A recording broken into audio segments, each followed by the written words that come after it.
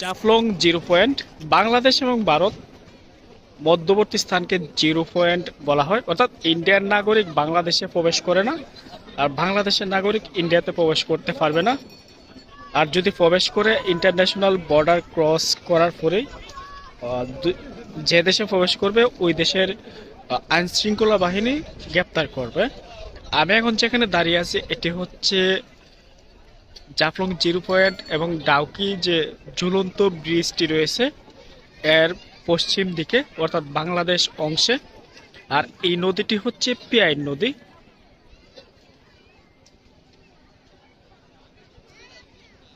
ইন্ডিয়ার অংশে যারা পর্যটক, ওইদিকে পর্যটক খুবই কম আসে, তবে বাংলাদেশ অংশে প্রচুর পর্যটক আসে।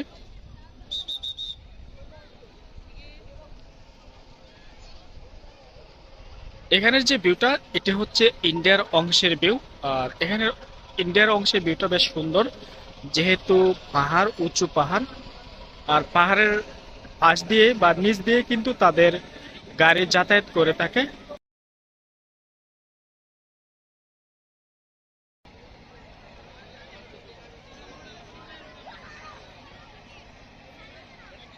বাংলাদেশ অংশে প্রচুর পর্যটক, যেহেতু শুক্রবার প্রচুর পরিমাণে মানুষের আনাগোনায় জায়গাটি মুখরিত। যারা পর্যটক আসছে তারা সিট নিয়ে বসে রেস্ট নিচ্ছে, কেউ বা আবার গোসলে মেতে, কেউ বা আবার পিয়াই নদীতে গোসলে ব্যস্ত।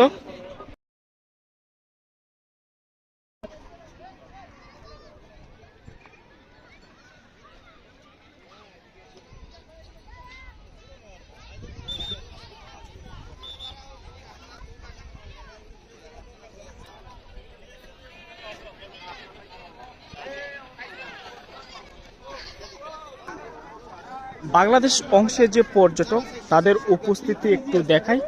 প্রচুর পরিমাণে শুক্রবার সরকারি বন্ধ থাকে, তাই অনেকে এখানে ঘুরতে আসে পরিবার নিয়ে।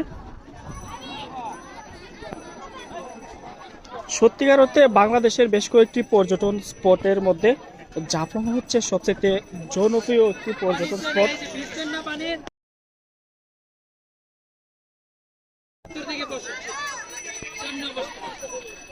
ললনারা তারা গোসলে ব্যস্ত, আর যারা এখানে গোসল করে তারা কিন্তু যথেষ্ট লকারে তাদের মূল্যবান যে জিনিসপত্রগুলো সেগুলো সংরক্ষণ করতে পারে, আর চাবি সাথে নিয়ে কিন্তু তারা গোসল করতে পারে। আর এই দৃশ্যটা আসলে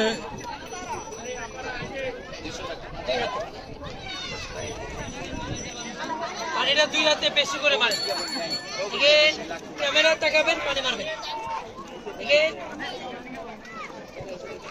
এবার এক হাতে মারেন, এভাবে মারবেন, ক্যামেরা তাকাবেন। 1 2 3 আবার।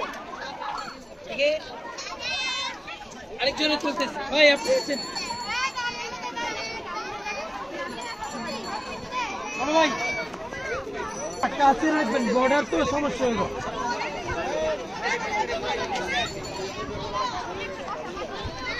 এই তবে ঠিক আছে বাবা, এদিকে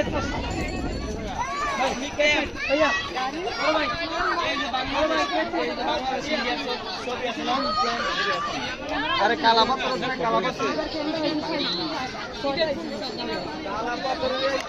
মালা হেবে নি, মালা হে বাবা।